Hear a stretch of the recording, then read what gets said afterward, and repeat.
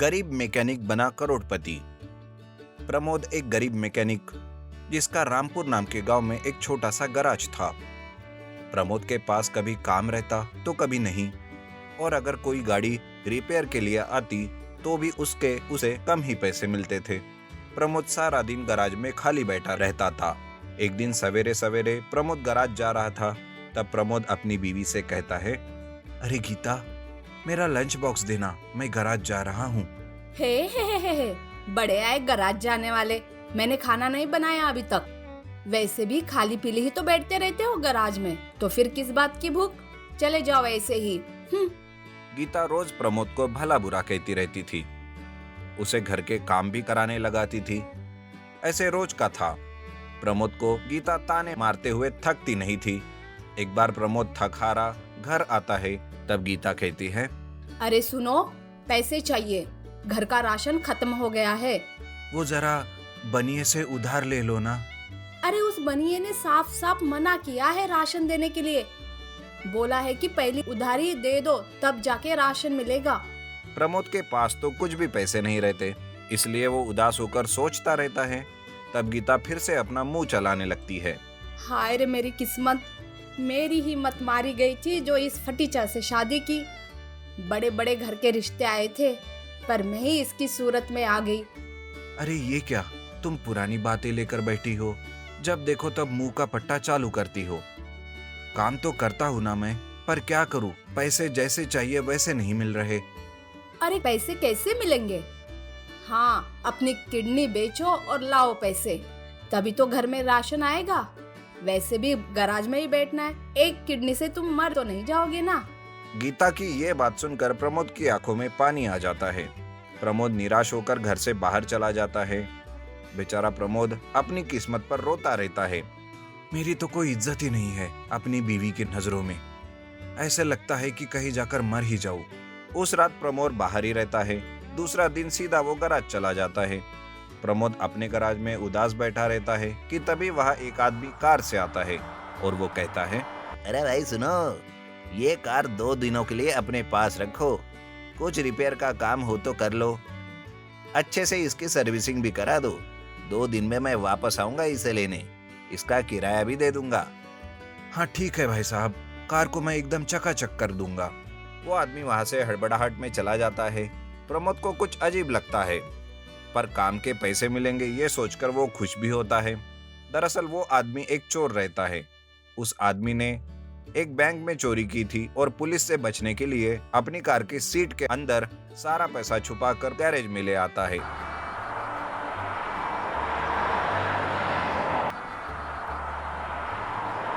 प्रमोद उस कार को आगे पीछे से अच्छे से देखता है, पर उसे कुछ रिपेयर के लिए नहीं मिलता। तब प्रमोद सोचता है, अरे इस गाड़ी में तो कोई प्रॉब्लम नहीं है, पर फिर भी उस आदमी ने ये गाड़ी रिपेयर के लिए दी। वो आदमी भी कुछ उटपटांग सा लग रहा था जैसे किसी से वो छुप कर भाग रहा हो। एक बार अंदर से देखता हूँ कार को। फिर प्रमोद कार के अंदर देखता है और सीट को अच्छे से चेक करता है। तब उसके ध्यान में आता है कि कार की सीट एक कच्चे धागे से सी हुई है।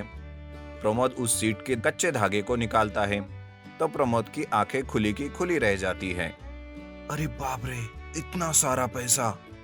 आप समझा वो आदमी कोई अच्छा आदमी नहीं है, वो तो एक चोर है जिसने सारा पैसा इस कार के सीट में छुपाकर मेरे गराज में छोड़ दिया।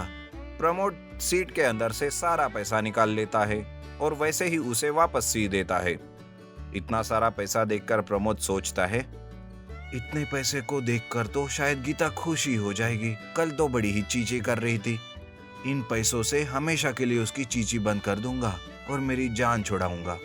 सारा पैसा लेकर प्रमोद घर जाता है। गीता शुरू ही होने वाली थी कि उसके सामने प्रमोद पैसों से भरा बैग रख देता है, जिस वजह से गीता का मुंह खुला का खुला रह जाता है।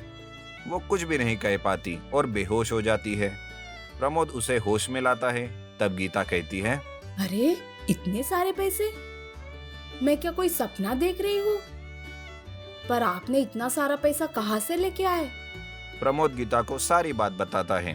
गीता बहुत खुश हो जाती है।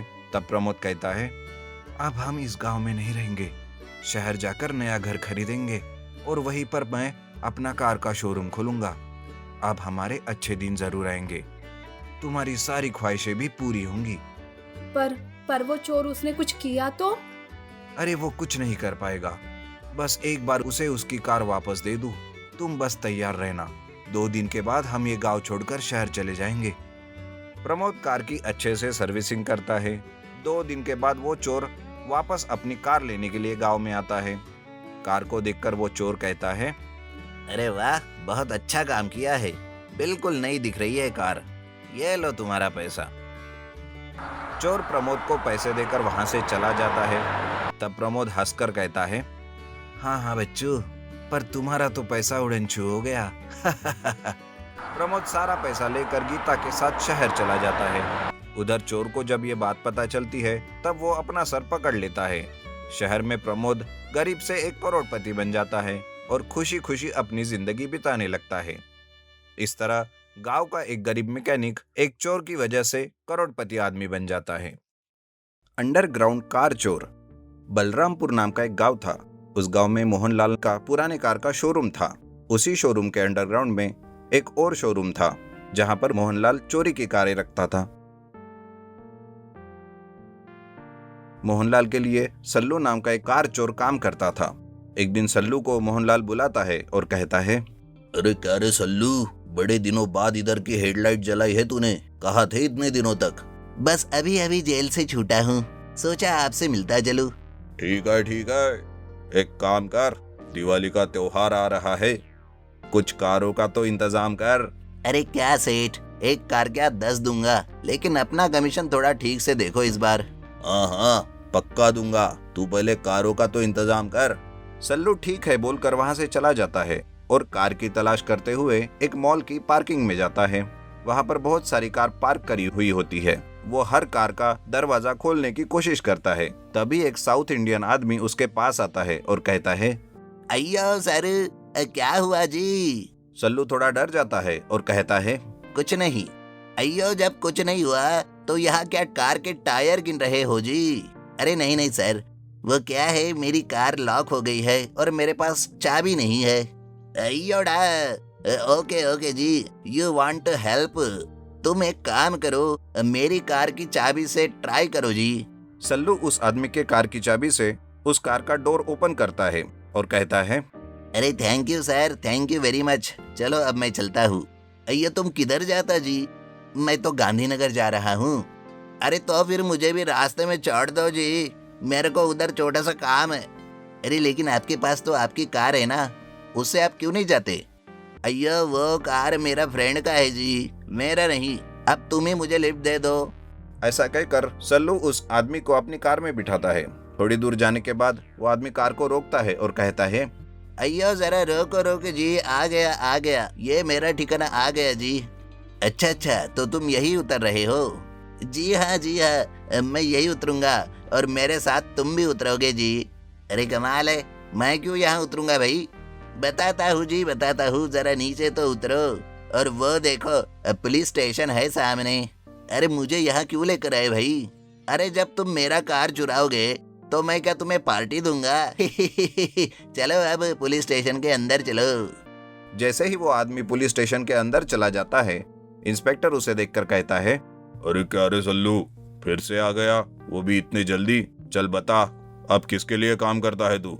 सॉरी सर, माफ कीजिए, लेकिन मैं किसी के लिए काम नहीं करता। अबे सीधे बताएगा या दू एक कान के नीचे? सल्लू पुलिस को सारी बात बता देता है और उसे लेकर मोहनलाल के पास जाते हैं। मोहनलाल कहता है, आइए सर, बताइए कौन सी कार दिखाऊं? वो कार दिखाइए जो आपने चोरी करके नए बनाकर बेच रहे हो। अरे ये आप क्या बोल रहे हो सर? अरे मैं वही बोल रहा हूँ जो सल्लू कह रहा है। तभी सल्लू मोहनलाल से कहता है, मोहनलाल जी, अब कोई फायदा नहीं छुपाकर, पुलिस को मैंने सब बात बता दिया है। ये बात सुनकर मोहनलाल भागने की कोशिश करता है, लेकिन पुलिस उसे पकड़कर उसके अंडरग्राउंड कार शोरूम में जाते हैं और वहां जाकर सारी कारों को जब्त करके उसे जेल में डाल देती है।